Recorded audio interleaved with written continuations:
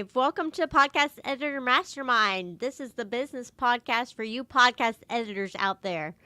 We started as a small mastermind, 4 years ago almost at this point, and now we share it with you guys.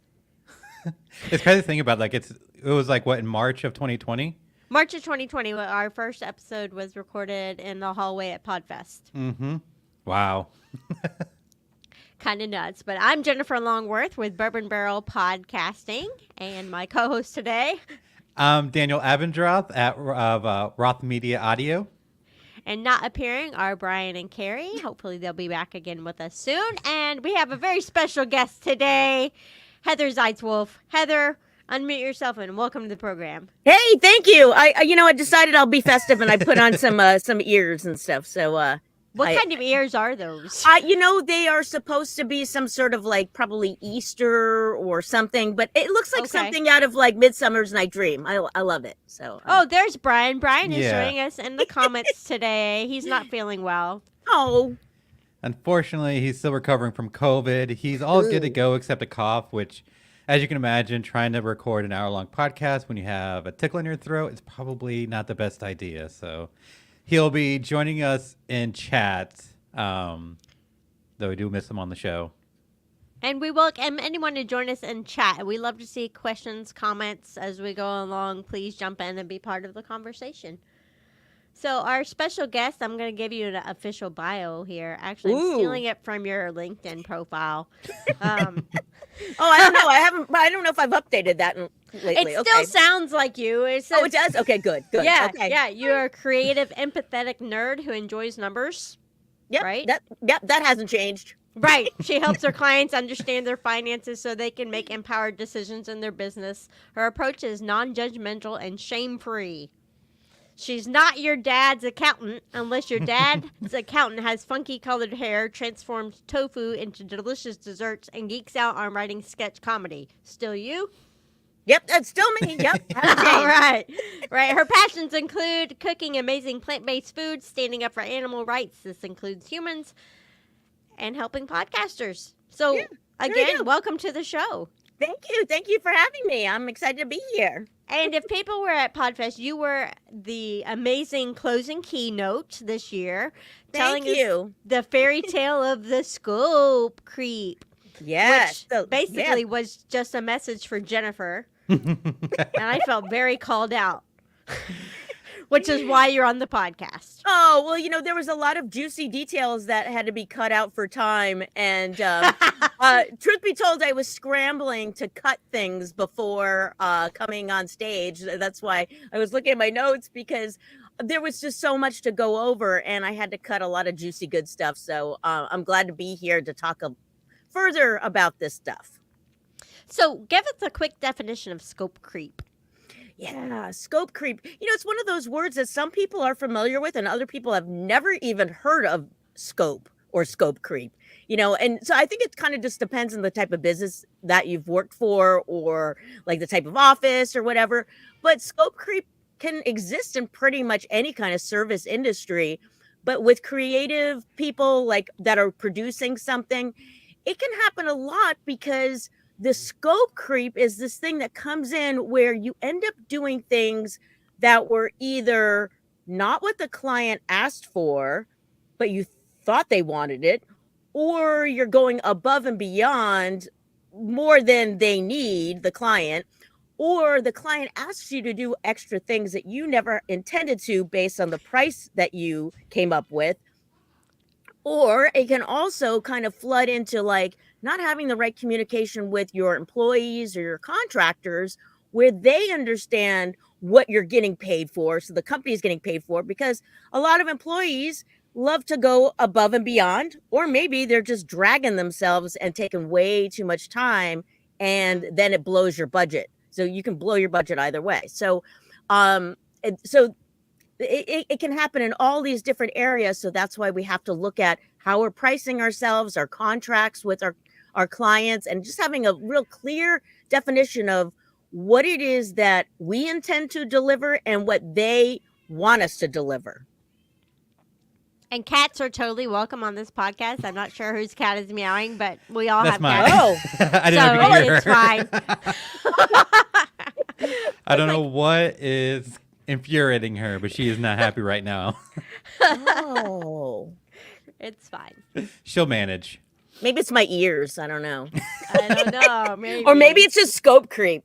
Oh, Cat Oh, doesn't she's like coming scope out creep. the scope creep. yeah, she's infuriated by it. So one of the things you said when we were talking about this about eliminating scope creep, because that's kind of what we want to do, is starting with the right clients in the first place. And Exactly. getting Yeah. a good understanding of the expectations and everything too. So the most commonly asked question in the podcast editors group is, how do I find clients? But we also need to know how we find the right clients. So what's your insights on that? Yeah, it's so difficult when you first start a business. Like you're so eager to make money because you got to have cash coming in that we, tend to like just take whoever, or we may take our friends. And friends, could be a good relationship, but also friends may like overstep their boundaries if you haven't really defined those boundaries. They may also kind of expect a discount, or you feel obligated to give them a discount. And now you're getting inundated with a bunch of work that maybe you're getting underpaid for, and you're maybe over delivering. So friends are, it's a great way to kind of start your business off, and especially if you're just kind of dipping your toe into something, and maybe you give them the friend's price or whatever, but let them know this is not always going to be the price, and I'm doing you a solid. So there's that. So, and it can ruin a friendship too. So I talked about this in my presentation, the friendship thing. And then the other thing is like looking for clients. So probably you're going to look within your network that you already are surrounded with. So Jennifer, you're in Kentucky, so you said you've gotten some local clients, so you're looking in your local community, you meet people in your local community, but are they going to be the right fit for you? It's a lot of it is just having really good conversations with people and not being so eager to just take on a client. And again, granted, if you need money coming in, you're going to just take somebody, but you may decide later on, like, maybe this isn't the right client for me. So have things in place where you can evaluate, like, is this client the right fit for me? Maybe I should get other clients, So, and I believe that's probably something we're going to talk about later on, is kind of looking to see who is the right fit clients. Yeah. I know after I'm into it who's not a good fit. Yeah. So okay. So once you start to get that data of like, what makes not a good fit, like start writing those things down. And then when you have like, they call it discovery calls or whatever you want to call it, start to ask them questions to kind of vet these things out. Like find out maybe, I just kind of drop some seeds of something that'll kind of lead you to know if they are like, maybe they're always late with deadlines or something. I don't know. What are some problems that you encounter, Jennifer, like late payments or like delivering stuff to you too late, or what? It's divas. Oh, Ooh. okay. Yes. Okay. So the high maintenance, that sort of thing. Yeah. That I'm expected to drop everything and fix their show right now. And yeah. I've lost 2 clients because they were divas. And I'm like, see ya.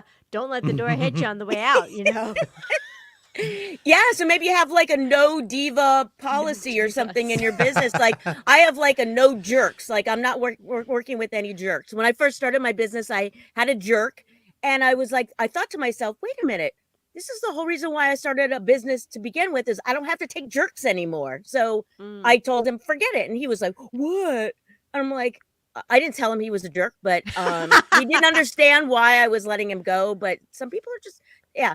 So maybe just let them know, like, in the scope of it, like, these are the parameters of when you can, ask me to do things. This is the hours that I work, and then you can define it. And if they are a diva and they kind of like, or, you can just say like, hey, this was in the contract that we agreed on. And, I would just clearly define that. But some people are still going to be divas regardless. And then, so I always have this thing where At the end of the year, I look at like how much clients paid me through the year.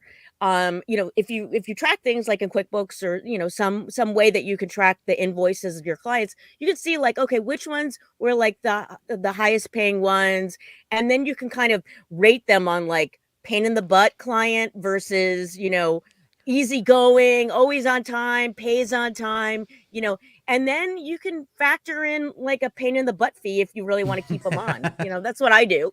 Yeah, I was telling my kid about that last night when I was, complaining about somebody. I was like, yeah, I need the pain in the butt fee. Do you put that item line on your invoices? Pain in the No, butt. but I put it on my calculation. It's in my Excel spreadsheet when I'm calculating the price. I have a Nice. little buffer in there. Yeah. And the other thing is like if you find that like certain clients are like if you've got set prices for things and that like some clients are going to ask for a little bit more, but you don't know yet if they're going to ask you for those little bit more types things, maybe just put in like a 10%, 20% buffer of like time and payment, just to make up for the pain in the butt potential. Pain in the butt potential. I We love need to that. start working that in. Or, the first time you work with them, have like an onboarding fee and like kind of go through the onboarding process. And then maybe you'll find from that it's just not a good fit. That's true. It's like a Mhm. probationary time, where they're Yeah. filling you out and you're filling them out. But Well, Brian's not here, but he has a question in the comments. Okay. Is there a common driver between those who most often ignore their own boundaries and step into scope creep? ooh, that's a good question. Yeah, I mean, I think that a lot of times it's just that people just don't know because we haven't set any boundaries.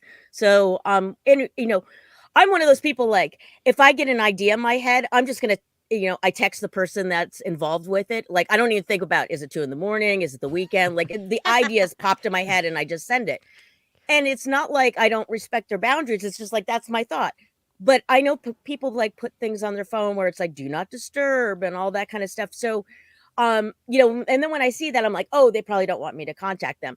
So, let people know. I mean, it could be good natured, like mine is. I'm not trying to be a diva. I'm just like ideas come into my head. So, I think that, just set the boundaries. I oftentimes have very little boundaries. Like I let people contact me anytime they want. So, you just have to let them know, like, hey, I'm with my kids, 3 days a week. Don't bother me during this time or something.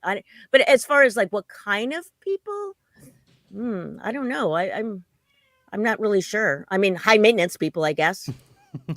Or really, really low maintenance people who don't think about boundaries like me. Yeah, I know I run into like acquiescing too much because like I have my email, linked to my phone. So whenever I get an email like 7 or 8 at night, it's like I feel like that urge to like respond right away and would like take care of it, but I had to like stop myself and be like, this can wait until the morning. Right. Yeah, Um, and then once you set that standard, if you do respond quickly, which I do oftentimes, then you've set that expectation mhm. now and forever. And so then when you don't respond quickly, they're like, "Hey, Yeah. what happened?" Like, so yeah, and maybe you just say, "Hey, I'm getting back to you right away on this because we're first starting out together, but in the future there's going to be maybe a 24-hour turnaround." You know. So let's say you are working with a client, scope creep is happening. You figure out like down the road they're not a right fit. Like, how? What I guess what do you determine is like not the right fit, and then how do you proceed to essentially like fire your client? Like, what is your strategy there? Because for me, it's like, well, the one thing I struggle with is like, I guess like coming from like a scarcity mindset is like I don't want to fire this client because now I'm making less money, Mhm. and like that feels icky. Um, but then Yeah. also like the process having that conversation of like we're not a good fit. Goodbye. Yeah. Well, if you don't like that uncomfortable conversation, raise your rates. That's even worse. But no, it was seriously though, if it's just not working out, maybe find somebody that would be a better fit for them. Mm, Maybe it's that I mean, do you work with mainly like one industry? Like I know some people are like, oh, I only work with lawyers or with doctors, whatever, and they kind of know the expectations of those, people that are in that same industry usually have the same kind of tendencies. So, Hmm. but if you've got a whole wide range of clients, it may make it a little bit more difficult. But, I mean, if I, you're saying like, oh, you've got to pay the bills and stuff, you got to weigh that, like the pros and cons Hmm. of like, if I let this person go, okay, maybe my stress level is going to go down. My health is going to be better. I won't be working such long hours. Yeah, I'll be get paid less, but I won't have all those awful things. So it's kind of, I mean, we're in business. It's just that is kind of part of business, but um, yeah, I mean, I find somebody else for them, like give them like 3 recommendations of other people that they could work with, maybe, but or raise your rates. Yeah. Yeah, I think I had like a while ago, or something that like it's always in my head is like if there's something you don't want to do or somebody you don't want to work with, give them like a really high number. Because either one, they don't want to work with you and problem solved, or two, they do, but at least you're getting well compensated for the discomfort. And I Yeah. tried to break up with a scope creep client recently. I was like, you know what? Maybe I'm not the one for you Mm. because I have this day job. I can't drop everything during the week. And they went, we'll fix it. Oh. We'll cater to you. And I was like, well, drat. Hope to get ready. Yeah. Well, so sometimes, you just have to, and things will probably turn around for that person, I would imagine. I mean, Yeah. a lot of times it's just like setting the boundaries, but it really, I mean, the whole, like that whole presentation that I did, it really all came down to like the contract and like in the Right. contract, set the terms. And that way they know what to expect, you know what to expect. And when those things don't align, then you're like, hey, you know what? I know you're in a rush for this. There's going to be an extra fee, and then you're going to get paid more, and maybe you have to bring in a contractor to help you with it, but at least you're getting compensated for it. So let's talk about that contract, which Yeah. is what it all comes down to. My contract is kind of weak right now, and I know I need to revamp it, especially since I'm bringing on new contractors and things are changing in my little business that's not a one woman show anymore. I'm like, oh, maybe need to consider this. So when drawing up a new contract, what are some things I need to be considering? What do I need to think of? Yeah. Okay. So if you are thinking that you're going to outsource some of this work, you'll want to think about, okay, how much, it's different if you're doing the work and it's going directly to you, but now you're bringing on somebody else, you have to pay them. It's got to be something that, I mean, unless you're like sending it overseas or something, you're going to be paying a decent rate, right? So then Mm-hmm. there's got to be some kind of markup for that. Again, in my presentation, like I talked about, like rather than paying by the hour, maybe pay by the project. And so Definitely. if you do have them pay by the project, the client should also be paying by the project, like Yes. within a certain scope. So that way you have expectations of like, okay, I know like every time I do this show for this person, if it's X amount of length or whatever, I'm going to pay my contractor this. And I always know that I'm going to make this percentage. And that way, you're covering all your costs. So I would make sure, like, think about like, okay, am I going to pay a contractor to do this? How much am I going to pay them for this? And then what do I want to have left over? So figure out those pieces. And then, you can do some things to kind of like sweeten the deal of like having little extra things, like I talked about bundling your offer. Like you could have like a, 3-tiered thing, or you can have little, I was going to say hors d'oeuvres. That's not the word I'm thinking A of. la What is carte. a la carte? Yes. You can have some a la carte type stuff that will be extra, but again, thinking about like if you have to outsource it, how much is that going to cost? So that, put together a spreadsheet, or if you hate spreadsheets, put it just down on a piece of paper and kind of figure out how much you want to make. And you can start with like how long it took you to do this, how long, what you want to make from it, what you were making before, and then you're going to have to add a little bit of buffer. So prices are probably going to have to go up if you are bringing on contractors. Oh yeah. Prices are going up. Watch out. Oh, we got a question. Is there a typical upcharge that would help us be in an appropriate range? Yeah, you know what? It really depends on a lot of your overhead. Oh, wait, i.e., enough to cover the admin, but not so much as to be gouging. Yeah. Okay, so, the thing with our business is it kind of all starts with, if this is not a side hustle, if this is our bread and butter business, right? This is our main gig.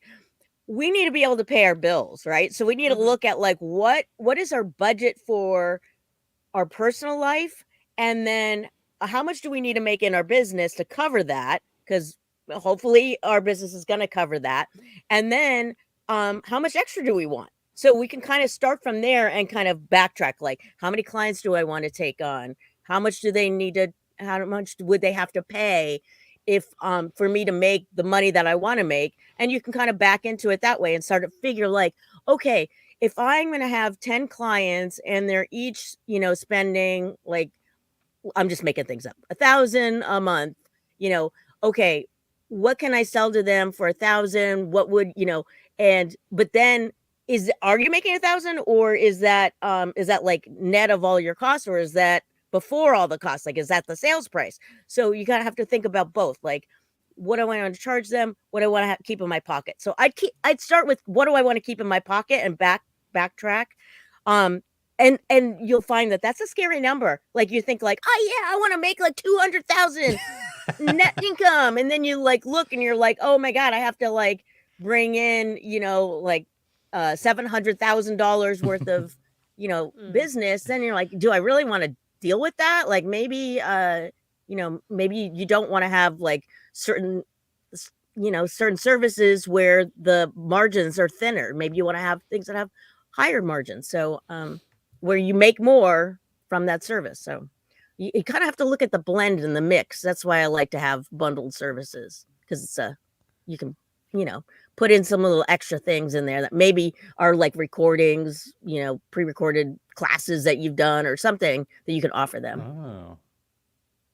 Yeah. Something that's like not going to like take that, like you do it once and then you Mhm. just give it to them. Like, maybe it's like you put together like a pitch deck. Like, I'm just making things up. Like, oh, you like to be on podcasts. Okay, these are great pitches that you can use to go on podcasts. Or maybe you've done some research on different podcasts that would be great for them, and they could buy this little book from you of like great podcasts to apply on. I don't know, Mm. something you Yeah. just do once, chat GPT it, and then and then you can put it as part of the bundle, as like, say like, oh, this is normally like $700, or I don't know what you're making, but so you can add it in. But I like that because like you have the initially what comes to mind is like, okay, what can I do that's worth $1,000? It's like, okay, well, show notes, transcripts, blah blah blah, stuff that like adds a lot more to your plate each episode. But the idea of having something that you create, like my wife and I, so we're like business partners in this ordeal. Something that's been like on our to-do list for years now is like a course on like how to start a podcast or whatever. But just like have some sort of like videos, like you put in a lot of effort up front, but then it adds to the value of your service without adding work onto your plate for every client. For yeah, every I mean, as episode. long as it's something people want, so Right. you don't want to go through all that effort. I would, so before you do something, before you like chat GPT, it's not Mhm. going to take you long, but putting all the courses together, I would ask your stable of clients now, is this something that you'd be interested in? If so, like, how much do you think it's worth, and just ask around and put it in some podcasting, meetup groups or something, and ask people, like, because I mean, it would be people that are podcasting that would be interested in that, right? So Right. be geared towards the people you're going to edit shows for. So, and maybe like if you do stuff that's like just say like it's like the real estate. I'm just making things. You work with realtors or something. Then you look into all the like the podcasts that would be for around real estate, or and then maybe you find some good matches, and maybe it's part of like helping them get on shows, and it's already people that you already know, and it's not a big deal, so Oh, yeah. you know Mhm. I mean, people pay money to get on shows. I mean, so Yeah. I mean, for agents and stuff. So I mean, Oh, what is it? We should have started the Chat GPT sipping game. Oh, oh, is that something like every time somebody says Chat GPT on the show? That's Yeah, Yep. okay. Well, I think the I've episode got or something. a lemon spindrift. Okay. I got a vitamin water. Ooh, we're really pushing it here. All right. So we talked a little bit about the contract. So I get a contract. I figure out how much I'm charging, but I gotta get paid. Mm-hmm. How we get paid? Yeah, that's a good question. So, part of the contract should have your payment terms in there. When you're doing something like a podcast, you are getting these files from somebody. You could go through all this effort of editing it. You send them it, and they ghost you, and you never hear from them again. You don't want that to happen, right? So, No, it sucks. yeah, that would suck. And there are terrible people out there that do stuff like that. And I've got a client that works in a creative field, and she was using PayPal and I think Venmo, and she would do the work, give them the deliverables, and they would pay, but then they would take the payment back Oh, after she delivered it. And so they were just scamming her, and it wasn't that she delivered something bad. It was just so you want to make sure that when you're taking payment, it's through something that someone can't take the payment back. Wow.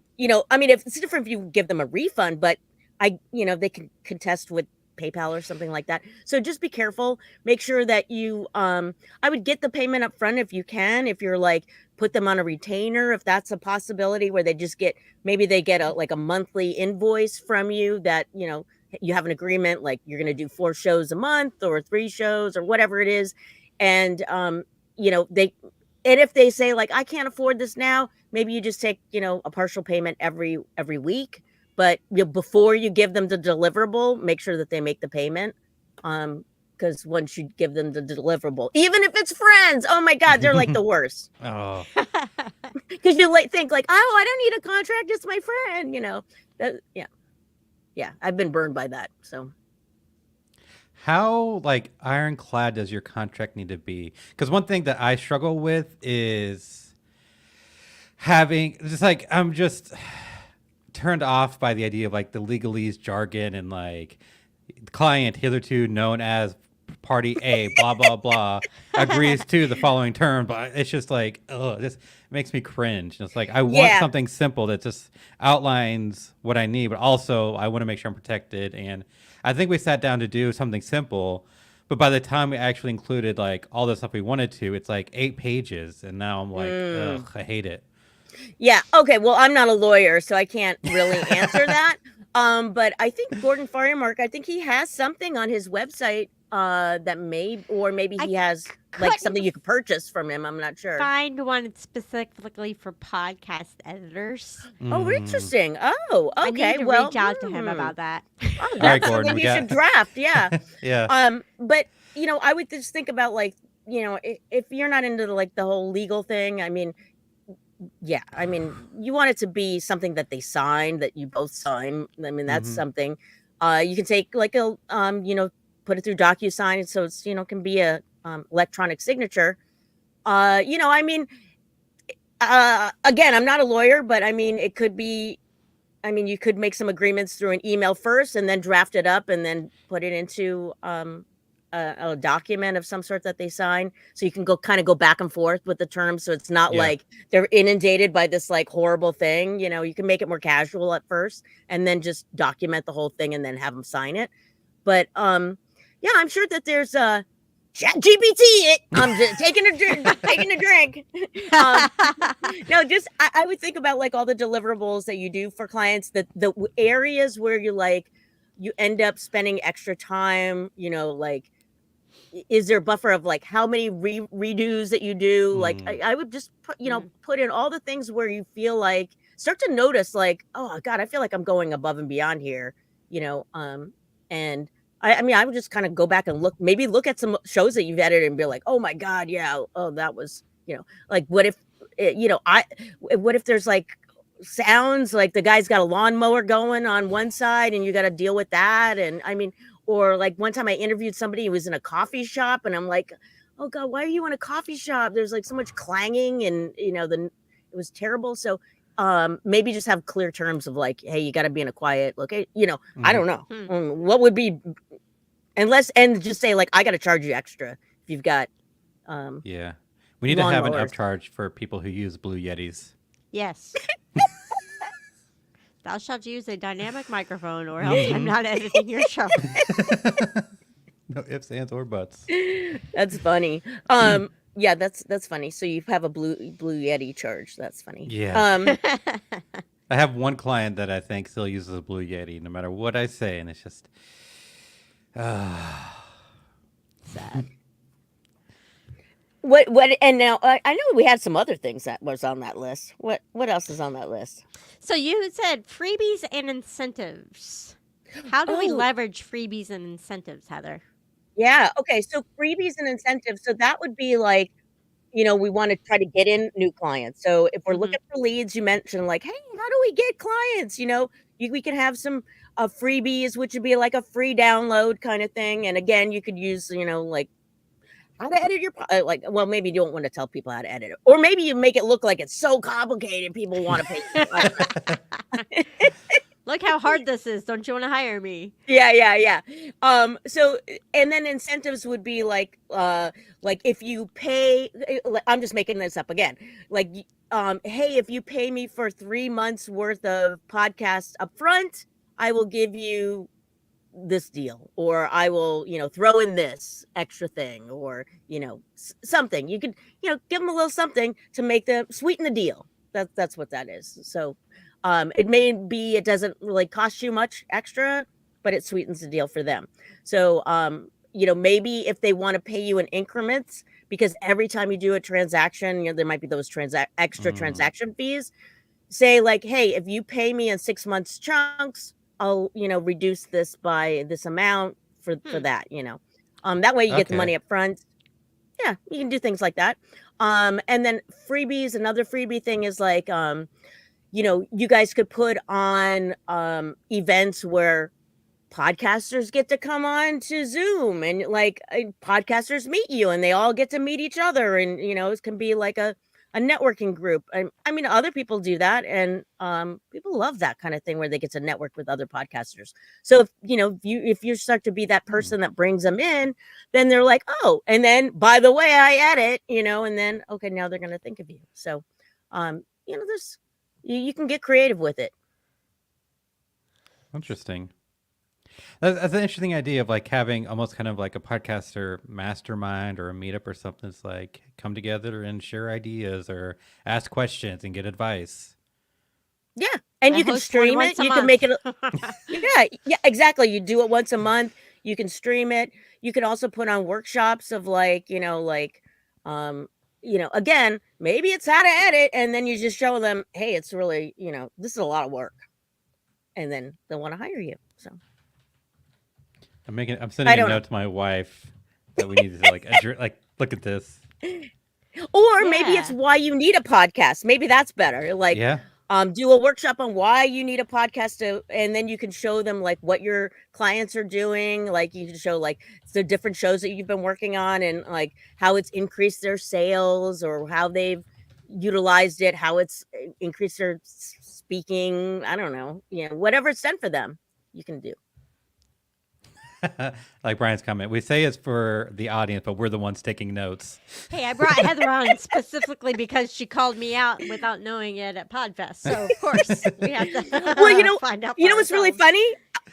I had somebody contact me after my speech, and she was not an editor. She was a podcaster, and she said, I had to contact my editor right away after your presentation because I felt so bad about all the things I've been asking for. Oh wow. I love that. Yeah. Wow. So my biggest mistake lately that I'm fixing is being like, oh yeah, I can do that for you. Yep. Yeah. But now I'm adding, I can do that for you and it costs this much more. Yeah. I had that with like one of my first clients. It was like, it started out just editing. And it's like, oh, I want to start doing YouTube. Okay, sure. One, like I charge extra, but not enough because I didn't know what I was doing. And it's like, hey, could you like write a blur for each episode? Like, oh yeah, that's not much work. I can do that. Blah blah blah. And then suddenly, I'm spending 6 hours a week for $100. It's just like, okay, this is not working out. Oh man. Right. Right. So one of the other things you sent was look at your numbers and examine what went right and what went wrong, then make projections for the future. So I'm in a money class right now with our local chamber of commerce, and I'm learning that I really don't know anything about this stuff. So what are some basic like how to look at your numbers and examine them that talk to me like I'm 5 type thing. Okay. So if you hopefully you're keeping things in like QuickBooks or some kind of bookkeeping software. Maybe you're not. Hopefully you're keeping at least like an Excel. No judgment if you're not keeping it at all. Hopefully you got receipts and then you add it up, for tax time. But if you can do it on a, monthly basis, then you can kind of see how things are going. So I would, take a client that you feel like there was like a lot of extra work there and kind of examine like, maybe when you first start with a client, as much as I hate timing things, maybe you start timing things and just see like how long is it taking you to do these things.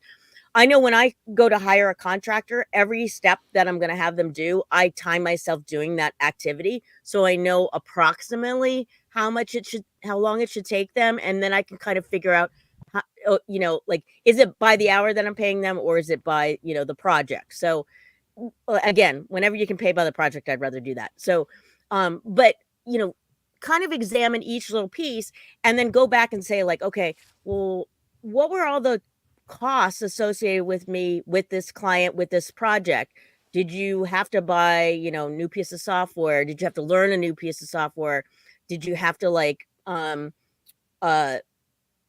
you were talking about YouTube, like now all of a sudden you're having to do these like maybe your thumbnails and you had to get software to do that. And now it's taking extra time, like all the extra little things. And then figuring out like, okay, if I did this, like you can give yourself an hourly rate or something, kind of look at and see like, holy crap, I only made like $5 an hour. Like, I mean, if you start to look at all the stuff that goes into it and then, educating yourself and granted, you're going to have that knowledge for later, but still it takes up time. It's like all that stuff goes into it. So look at all the stuff that all the time that you spent and then, put a number attached to it, like an hourly rate or something, and just look to see like, did I make any money off of this thing?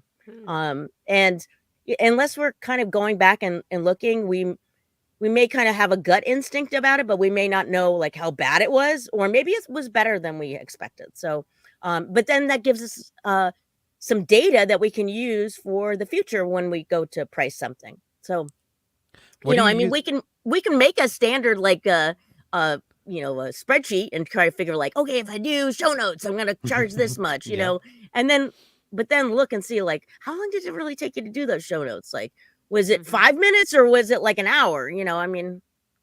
So. Do you have a tool that you use to track your time?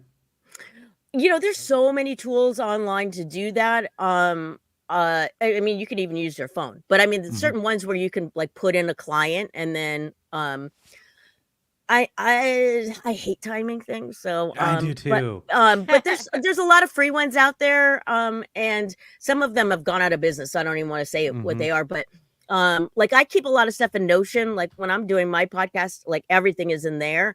So you could, depending on where you organize your stuff for your client, there may be a timing tool. I don't know. Like what do you guys use to organize stuff for your clients? I use Airtable. Okay, do they have a timing thing in there? I wonder. Or maybe you could put a start time and then just put a stop time. Yeah, because like I currently use Rescue Time because that like tracks whatever software you're using, and so it kind of keeps track of like, you're watching YouTube versus, and now you're in Reaper, so you're working, blah blah blah. But it's just like it doesn't track per project, so I don't know. So I know like how long I'm working and like being productive versus not. I used to use Toggle, Toggl, and you could like start. It was a timer, so you put in like what I'm working on, this client now, start, and when you're done, you can stop it. Then you get a report. Like my assistant uses that to keep track of whatever she's working on, and like get a bit report and everything. But my problem is I always forget to like start and stop, and then I'm never like working on like one client, like one per thing consistently. So it's like, okay, I'll bring 3 shows into like RX, like, oh, I'm going to work on this one, like get this Mm-hmm. process going. While that's running, I'm going to do this. And now it's just, it makes it Yeah. convoluted. I need to like, what I really need to like do better at tracking and like focus for, a month and be diligent about tracking it and kind of see where I'm at. But it's just, I don't. Yeah, I mean, at least when you first bring on a client or something and see, unless you have like an extra fee for like onboarding type stuff, but once you get in the groove of what it is that they're paying for, yeah, maybe time it. I know I hate that too because Mm-hmm. I'm a multitasker. I work on like a bunch of things, but you could be working on like bringing in something that's like it's generating the transcript, right? That takes a while, but you can have that going that time because Yeah. that's still the time for that, and then you could be working Mm. on email while that's still going, or for another client and put that time, so you could have double time. I mean, Yeah. I don't, Hmm. because I mean it's still time. I Yeah. mean, you still have to wait for it, so Yeah. So one of the other things you had also we've talked about hiring contractors and the difference between hiring contractors and actually hiring employees.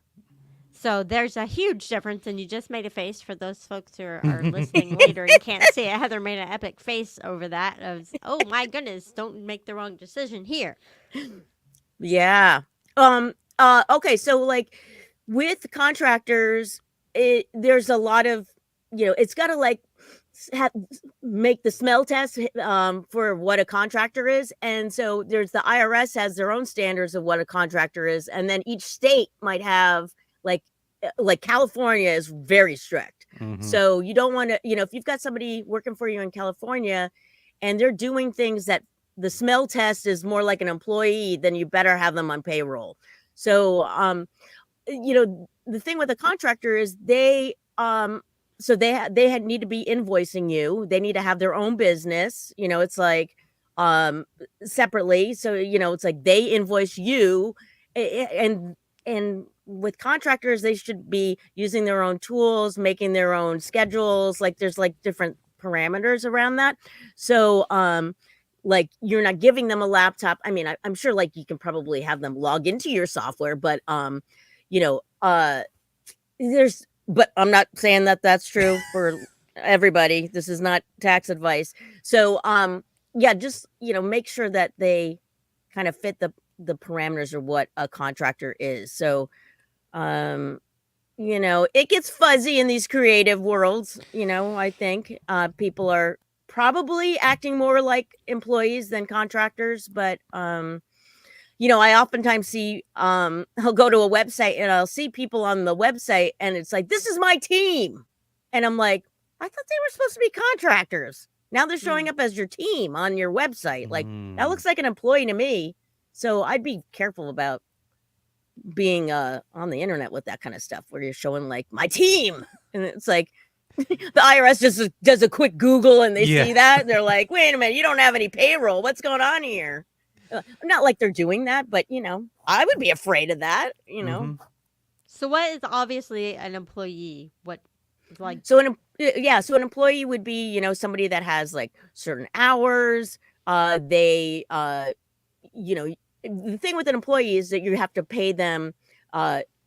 There's payroll tax, and so a lot of companies are trying to avoid payroll tax. So that's why the IRS is so strict about this. So and in California, there's a lot of like employee protections and like they want to make sure everybody is okay, paid correctly. And I'm not an expert in California, but in payroll in California, but so you just for an employee that they've got, you bring them on, you hire them, there might be a set like amount of hours that you give them. They work in a certain span of time, like from 9 to 5 or whatever it is that you have them work. But I mean, you can look at on the on the internet and see like what is the parameters for like a contractor versus an employee. So yeah, I would just be very careful. So but if you do employees, I definitely would use payroll software. Don't try to like do it yourself. I've seen people try to do payroll themselves, and you don't want to mess around with payroll tax. That is like no, because you could find yourself in a world of hurt. So I use Gusto. I have an affiliate link. If you want to use it, you get like $100 or $200. It depends on when when you sign somebody up. So, Cool. yes. Yeah, We'll be feel sure free to- to share that. Yeah. Okay. Yeah, so that's that. We'll put it in the show notes. So if you, anybody listening that wants to use that affiliate link, or honestly find any links we talk about, or links to work with, or find more about Heather, just check the show notes, podcasteditorsmastermind.com, and you'll find it all there. Yeah, so I use Wave, Yeah. waveapps.com. It's free, except you like the month what you pay is in transaction fees. Whenever somebody pays an invoice, then they take a little cut of that. Super easy to use, and they do offer payroll. I think it's $40 a month, and then it's like $6 per employee, and they kind of do it all yourself, which is pretty nice. Never had to use it, but I wonder if you can set up your contract. I would imagine you could set up your contractors through that too, and so you can file your 1099s and everything through that. Yep, I've done that. Well, that's good.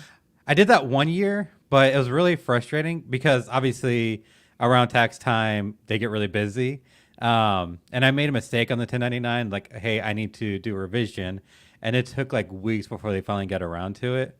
And plus, like, you had to sign up for like their payroll service, so like you're paying the $40 plus $6 per person.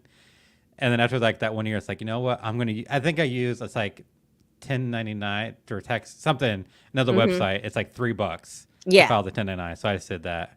But if I was doing payroll, and like that would totally, they can do the 1099 filing and do all that for you. Yeah, I would definitely use a cheaper software for that. Yeah. Made that mistake 1 year, never again. So, I don't know if you've ever listened to our show, but towards the end of our show, we like to draw a card from our pod decks. Card. Okay. And it has a random question on it. Okay. Now, I don't have the pod decks, but Brian does, and I made him draw a question before the show. All right. So, he says, "What's the best piece of advice you've ever been given?" Ooh. Best piece of advice I've ever been given. Yeah. Oh, okay. This is one that I hold near and dear to me. So I used to volunteer for Big Brothers Big Sisters, and I was matched with my little, who came from a home that was like poverty stricken. It was like something I've never witnessed before, and the mom was like some of the things that she did, like she wouldn't show up places, it's like, and I'm going through all this effort to be there for her little kid, and like she would I got her kid like all these like calendars and cute things, and then like next time I'd come and they'd be in like in the garbage, and like just like all these, and then I knew that the mom couldn't pay rent, like she was and like they were maybe gonna get evicted, and like, but then she got some money, and then she went and bought toys for the kids, and I was just like, and I'm like, oh my God, like she's making all these bad choices, and this was my own judgment of like what I thought, of what I would do differently, and I was, putting what I would expect her to act like onto her. And I learned from talking to my advisor at Big Brothers Big Sisters that like you can't expect people to behave in the way that you behave. Like they have a background that's totally different. They're in a totally different situation. Like there's all these different factors that are like, yeah, you're not walking in the same shoes as this person. It's like, so you can't expect her to act the same way that you would. And that was a very good lesson, because now when people act a way that I'm like, God, why are they acting that way? I'm like, well, you know what? I don't know their whole backstory. I can't have any judgment against the way that they act. And so that was a really good piece of, that was a great lesson. That was quite a while ago now that I think of it. That was like 17 years ago or something. So. Well, Andrea chimes in. She said, "Yeses are expensive." Yeses are expensive. Oh, when you say like yes to a client, like, yes, I'll do that. Yes. So for me, recently, it's I've been it's yet to be determined if this was good advice, but hey, my business is growing, and I was in another mastermind group. They're like, well, you have to raise your rates and hire people. Are you prepared to take on more stuff? You're gonna have to raise your rates and hire people if you're gonna grow. And I'm like, okay, so we'll see what happens. So that's what I'm doing. Yeah, I mean, that's the thing. If you want to grow your business, unless you're doing something that is, passive, where, it's just you're selling things while you sleep. If it's something like this where you're producing something, yeah, you're going to have to take on more people. And then you take on that role of being more of like a manager of, manager and CEO, the visionary, right? Until you can hire a manager. So, right. A lot of times people get into business because they like to do something like editing or, that's just like fun for them. And then when they grow, they find, oh my God, now I have to like take care of a staff, and now I got to be a manager. Like, I don't like that. I don't like hiring and firing and doing all these things. So sometimes growth isn't made, it's not for everybody. Maybe it's just like, you just have one contractor. Everybody doesn't have to grow, but it does just depends. And then also when you do grow, that doesn't mean that you're not going to have more money in your pocket. That could mean that you actually are like, you've got all these people doing this stuff, but then if your profit margins aren't a certain amount and your costs are a certain amount, you may end up just taking home the same amount. So, yeah. I mean, it's kind of, I was going to say crazy. We're not supposed to say crazy anymore. So it's tricky. It's wild. We said we could say wild. It's wild that, you can have way more clients and you're making the same amount in net profit. Yeah. For me, it's imperfect action beats perfect inaction. Ooh. It's better to do something like not ideal than to wait and wait and wait to get it perfect, and then you end up never doing it. Yeah. Nice. I use that with my clients all the time. They're struggling to get started because they want it perfect. It's like imperfect action will beat it every time. Yeah. Nice. Yeah. Well, yeah. And, I don't know why. I mean, the one that I thought of like, don't expect people to act the same way. Mm-hmm. I was like, well, how does this even tie into this? And I'm like, oh, wait a minute. That is like with scope creep. It's like, exactly. Like you're expecting somebody to act a certain way or like behave a certain way. Like, well, these are how all my clients, treat me, or this is what I've always done, but then they act a different way. And it's like, so that's why we got to make sure we have clear, I was going to say rules. We don't want to, rules doesn't sound good. Boundaries. Well, Heather, if people want to get in contact with you, the Radical Profit Fairy, as you sometimes call yourself, what's the best way for us to connect with you? You can find me on Instagram at GetRadBiz. That's probably the easiest way to find me because my last name is kind of a hard one to spell. But I know that feeling. But hit me up anywhere. It's like if you find me on LinkedIn, let me know. I'm barely on TikTok, but so Instagram, Facebook, LinkedIn, just find me, and you can send me an email at heather@getradbiz.com if you want to. Oh, there you go. There, I've got my LinkedIn on there. So, just contact me, and if you are interested in tax, bookkeeping, or any kind of other kind of services, like I do profit advising. So this type of thing that we're talking about today, like looking at your business and like drilling down, like if you don't want to look at the numbers, like I will geek out on your numbers for you and look at the data, and we'll, figure out a good plan of attack for you. So yeah. Love it. Well, Daniel, if someone wanted to be a guest on our show, what would they need to do?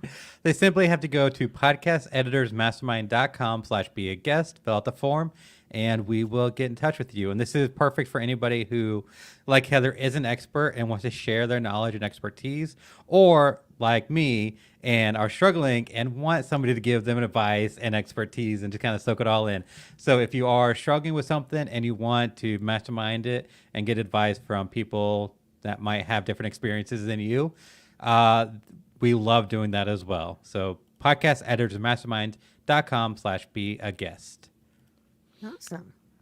All right, and this has been Podcast Editor Mastermind. I've been your host, Jennifer Longworth. You can find me at bourbonbarrelpodcasting.com. My co-host this evening has been Daniel Abendroth, and you can find me at rothmedia.audio. and not joining us live, but he was in the chat, Brian Insminger with Top Tier Audio, and also not joining us was Carrie Caulfield at carrie.land. Heather, again, thank you so much for joining us, and we'll keep in touch. Awesome. Thank you. Thank you.